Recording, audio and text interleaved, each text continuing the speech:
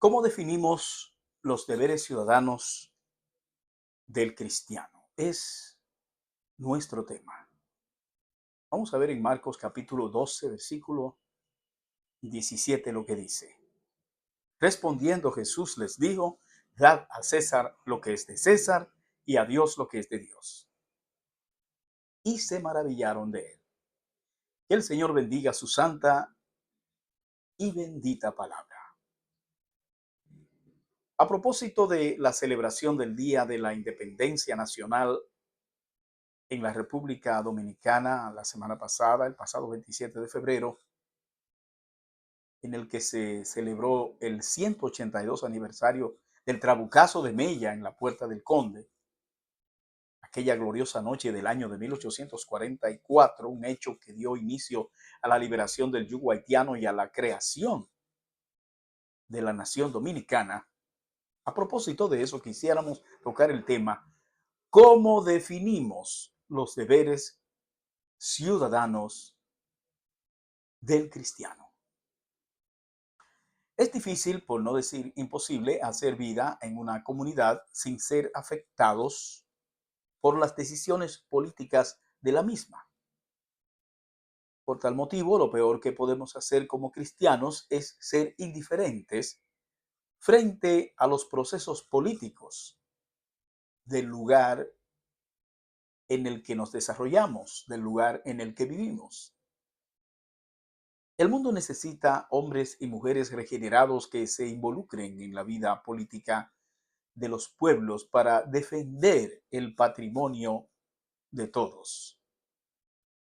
Si le dejamos el mundo a los malos, no nos podemos quejar de que el mundo ande mal.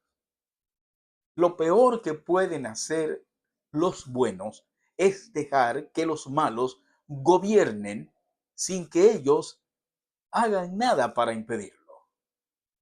Martin Luther King Jr. decía que nos hacemos cómplices de cualquier injusticia si somos indiferentes ante ella. Para él, el silencio de los buenos es mucho más peligroso que la maldad de los malos, llegando incluso a proponer que tenemos el deber de declararnos en rebeldía civil, si es necesario, para reclamar justicia social en este mundo. La Iglesia constituye la gran reserva moral del mundo, así que el cristiano tiene el deber de tomar parte en el desarrollo de la sociedad en que vive. En la Biblia tenemos ejemplos de hombres y mujeres de Dios que tomaron parte en la vida política de su época. Como muestra, vamos a mencionar algunos.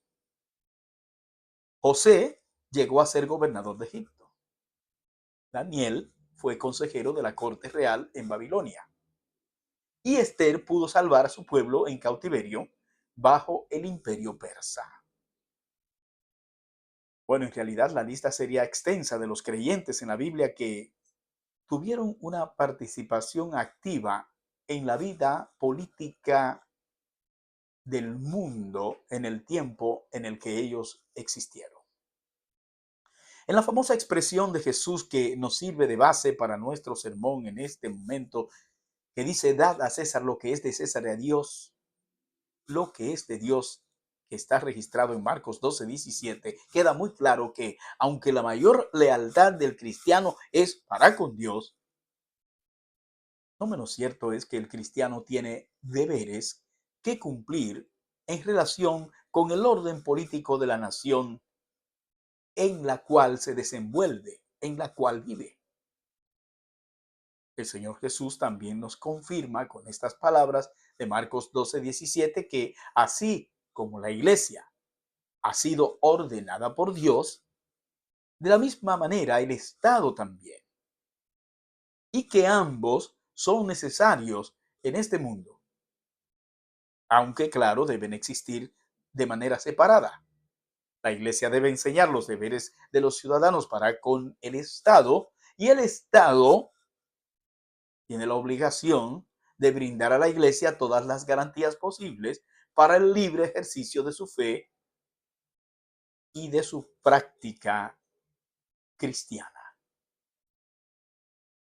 El cristiano, sin ser afectado en su vida espiritual, sino más bien siendo él de influencia positiva en el mundo de la política, y mucho más si se tiene la convicción de poseer verdadera vocación o llamado para ejercerla, debe atender a los siguientes tres factores esenciales que serán los puntos de nuestra plática breve en este momento. En primer lugar, el cristiano no puede ser ajeno a la política.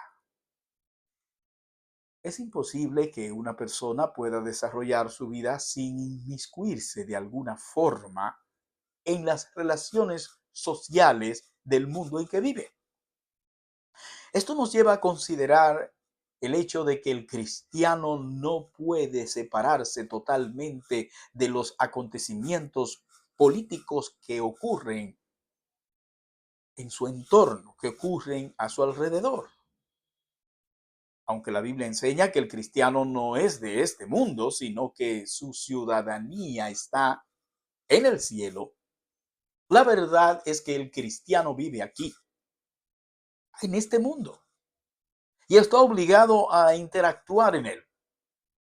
Es por ello que el Señor ora por nosotros pidiendo al Padre lo siguiente: no ruego que los quites del mundo, sino que los guardes del mal. Juan capítulo 17, versículo 15. Entonces creemos que el cristiano tiene la obligación de involucrarse en los asuntos políticos que le conciernen.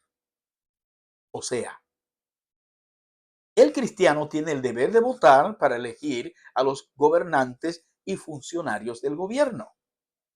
El cristiano debe elegir de entre los candidatos al que considere el mejor de entre las opciones presentadas.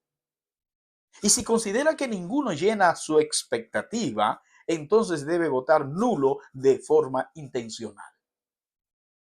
Pero dése cuenta que al hacer esto debe ser un motivo de gran preocupación para el cristiano, el cual debe orar a Dios para que se levanten hombres y mujeres con principios que inspiren y motiven para ser elegibles en los diferentes puestos del gobierno, ya sea local o nacional.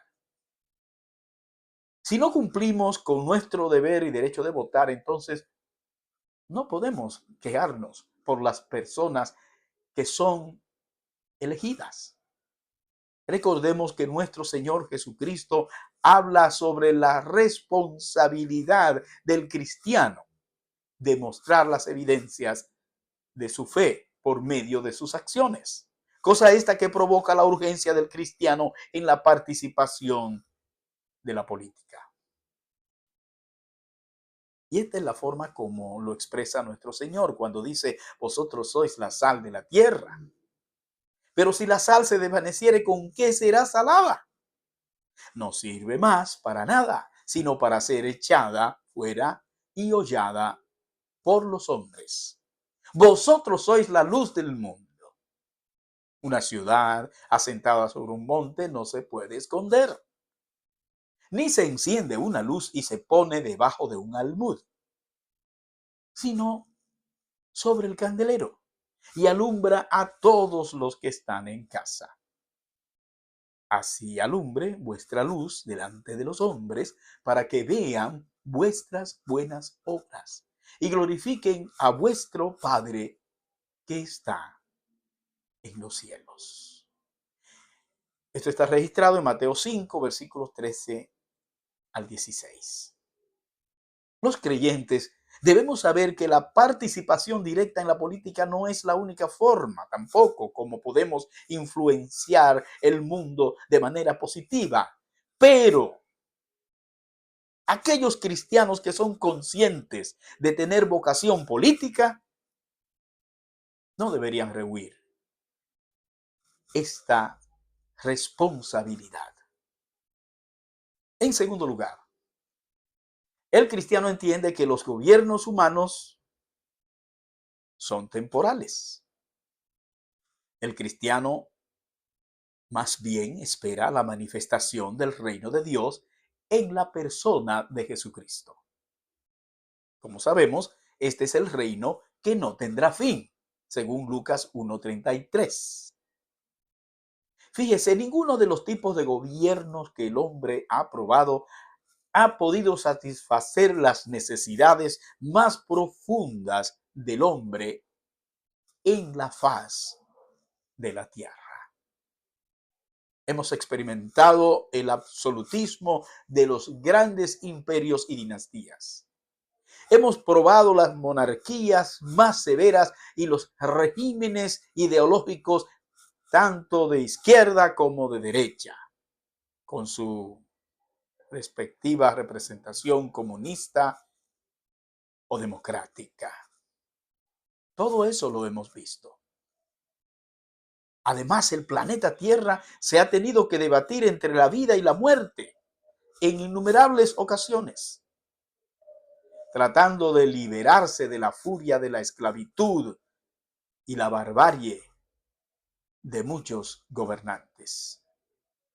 En ese sentido, hemos sufrido el flagelo de 2 guerras mundiales y el planeta se ha visto amenazado más de una vez con ser aniquilado por el odio e insensatez de políticos locos. Pero aún así, y por causa de todo lo dicho, los cristianos tenemos el deber de estar en el juego político mientras dure este orden humano, hasta que ocurra la segunda venida de nuestro Señor Jesucristo.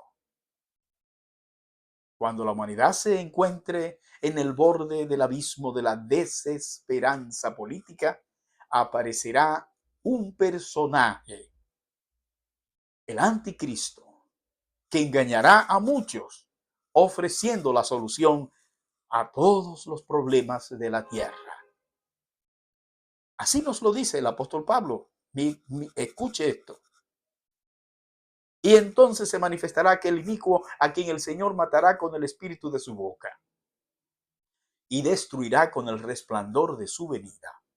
Inicuo cuyo advenimiento es por obra de Satanás, con gran poder y señales y prodigios mentirosos, y con todo engaño de iniquidad para los que se pierden, por cuanto no recibieron el amor de la verdad para ser salvos. Por esto Dios les envía un poder engañoso para que crean la mentira, a fin de que sean condenados todos los que no creyeron a la verdad, sino que se complacieron en la injusticia. Segunda Tesalonicenses, capítulo 2, versículos 8 al 12. Por este motivo, el cristiano debe actuar en la política sabiendo que ningún gobierno humano resolverá los problemas de este mundo, sino que Jesucristo, el verdadero gobernante, es la solución y la única esperanza para este mundo. El cristiano que se involucra en la política debe procurar que las personas a su alrededor busquen el señorío de Cristo en sus vidas. Porque sin el gobierno de Cristo en la vida de las personas será cada vez más difícil poder ejercer la política en el mundo.